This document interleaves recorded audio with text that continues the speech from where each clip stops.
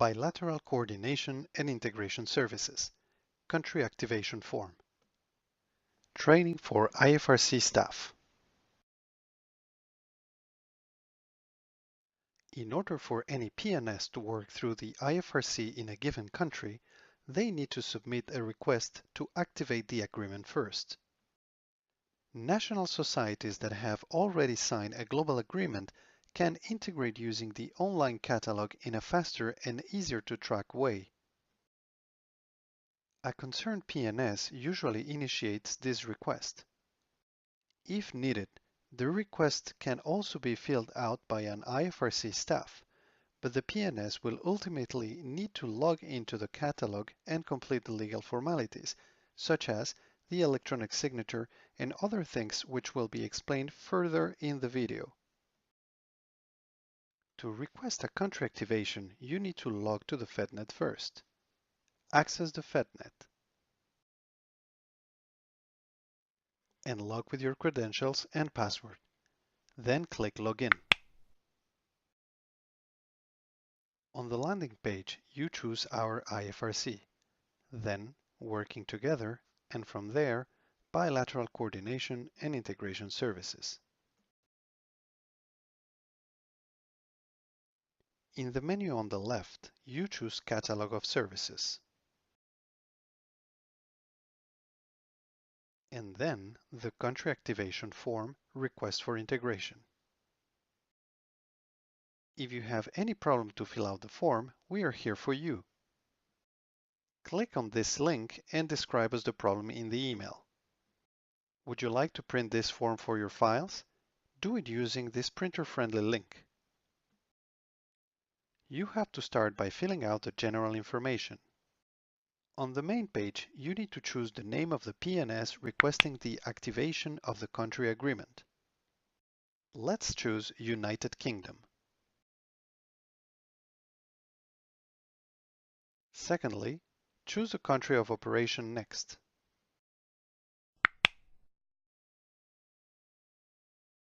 At this point, it is by clicking here that you can see the signed global agreement for a given PNS. You need to choose the desired activation date. For example, 29th of November. The following questions determine the nature of your activation. Does your national society already operate in the country you request activation? Under which legal status? Host National Society, IFRC, INGO, and other. And if you use this country location as a regional hub. Collecting this information helps the relevant IFRC approving manager assess the risk so that he or she can accept related accountability linked to ensuring proper legal steps have been taken to enable this integration. For example, transferring of previous bank accounts, local contracts, etc. Next, please provide information related to the programs and projects your national society intends to carry out in a given country.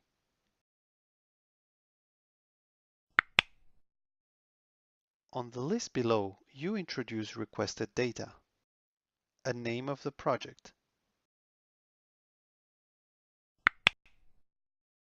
its type from the pull-down list,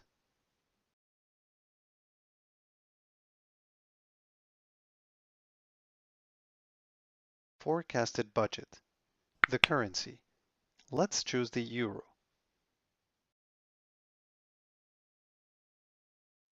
Then the project start date. Let's choose the 30th of November. And the expected project end date. Let's choose 28th of February 2015. You can move over the calendar using those buttons.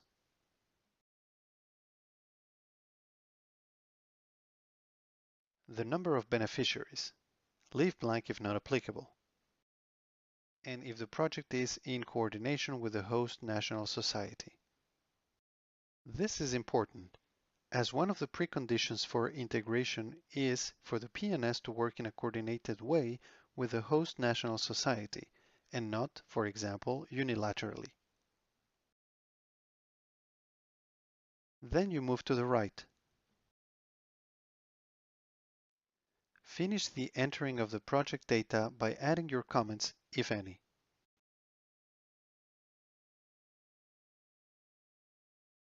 And click the green tick sign to finalize adding the project. You can erase all the data as well by clicking the black arrow. As you often have more than one project in country, you need to add each one of them in the list. You can do that by clicking on the button each time. After adding the project, you will get the summary screen. You can edit the project or delete. In the following section, you decide if you are activating the integration request or this is a request for an activation of the admin service only. You can hover over the question mark to get more information in this subject. If you tick the little field, a new screen will appear. You need to provide data in every field.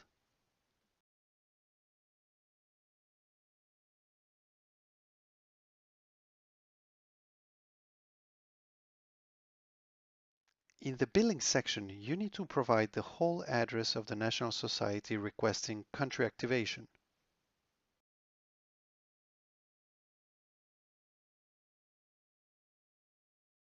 Important to note, for each activation request, the following annexes need to be printed, filled out, signed, scanned, and emailed to supplementary.services@ifrc.org. A delegate secondment form for each delegate. A code of conduct for each staff, delegate, national staff, consultants.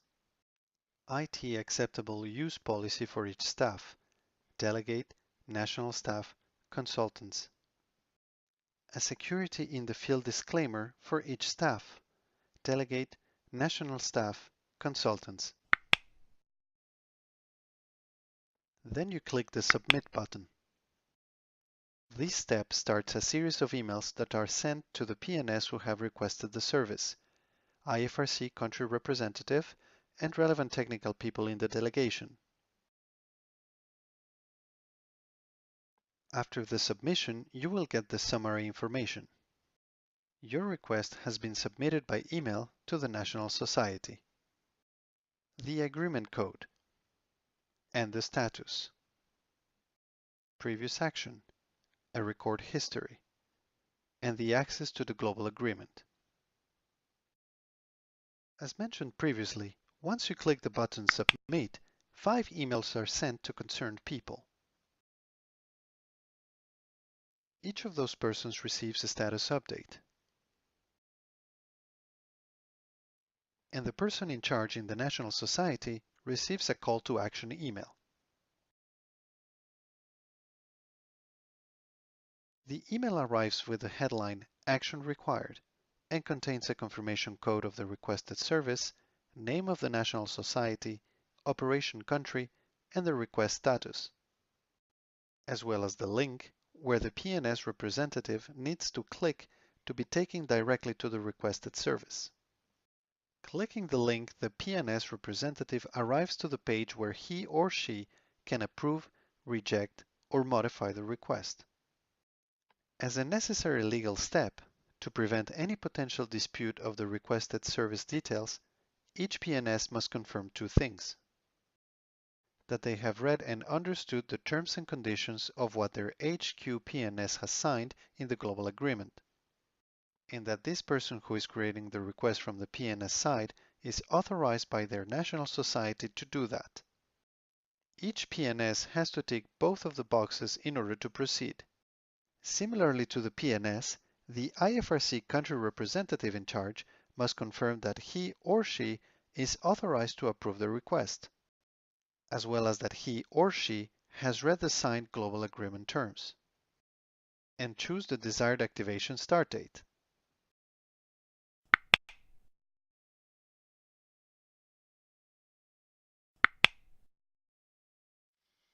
If the PNS approved or reject the service, no further authorization from IFRC is needed. If the PNS modify the request, the IFRC concerned technical and management staff will receive an email to which they need to react.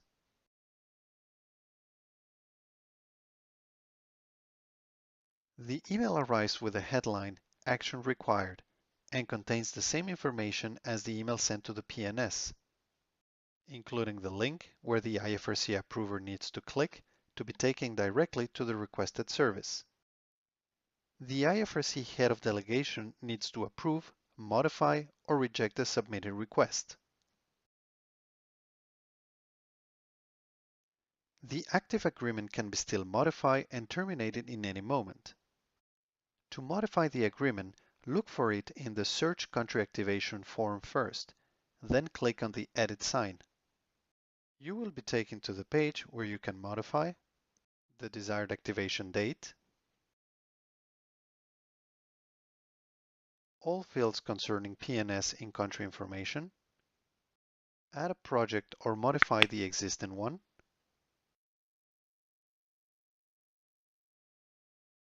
all data concerning integration, and the billing data.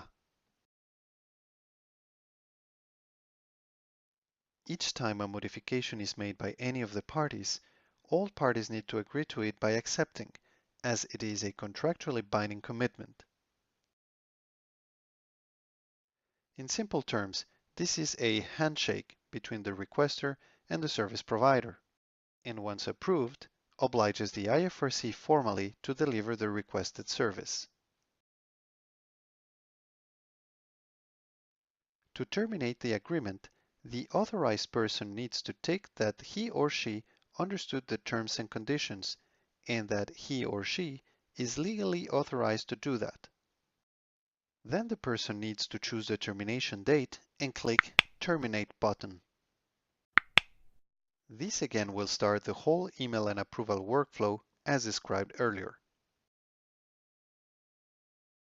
The role of the technical staff is to advise and validate the request from the technical side by advising the IFRC approver whether to approve it or not.